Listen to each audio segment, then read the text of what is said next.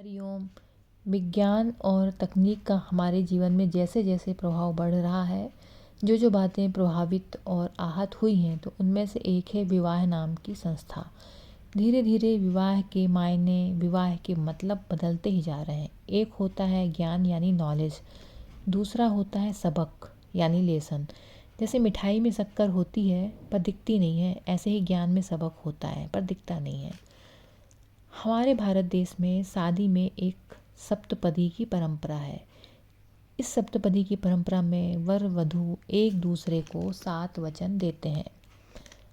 आप इसे यूँ समझें कि शादी सबक है और सप्तपदी ज्ञान है।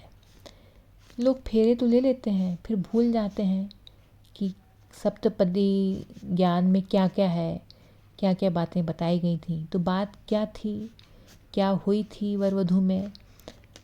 और अब तो कोर्ट ने भी कह दिया है कि हिंदू विवाह अधिनियम 1955 की धारा 7 के तहत यदि उचित रीति रिवाज उत्सव के साथ फेरे लिए गए हों तो वही विधि पूर्वक विवाह माना जाएगा। तो कानून की मुहर लग गई। इसलिए 7 फेरे केवल संस्कार ही नहीं, कानून भी है। यदि सप्तपदी का ज्ञान ठीक से हो जाए तो विवाह बहुत बढ़िया सबक बन जाता है। और सप्तपदी का ज्ञान बना रहे। विवाह के समय सप्तपदी ज्ञान पढ़ाया जाता है पर लोग बाद में भूल जाते हैं। अच्छा ये रहेगा कि जब भी मैरिज एनिवर्सरी आए, शादी की वर्षगांठ आए, दोनों पति और पत्नी सप्तपदी में क्या क्या बातें बताई गई थी तो उसको याद कर लें, दोनों पति पत्नी एक साथ।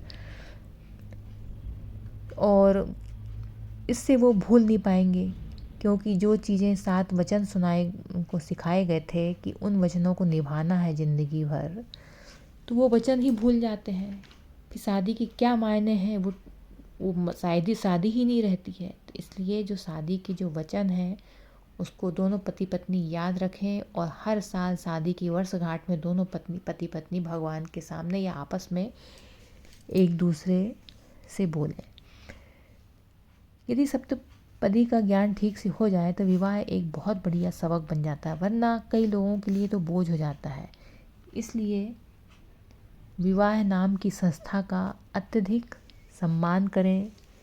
विवाह को उसमें बहुत हल्के में नहीं लें और इसको जिस तरीके से इसमें संस्कार रस्में शामिल होती हैं विवाह में, जो हमारे पुराने रीति रिवाज में जो विवाह में जो रस्में थी, तो हर रस्मों का कुछ न कुछ मायने थे। उससे सीख दी जाती थी वर वधुओं के नए वैवाहिक जीवन में प्रवेश करते हुए। तो इसको समझदारी के साथ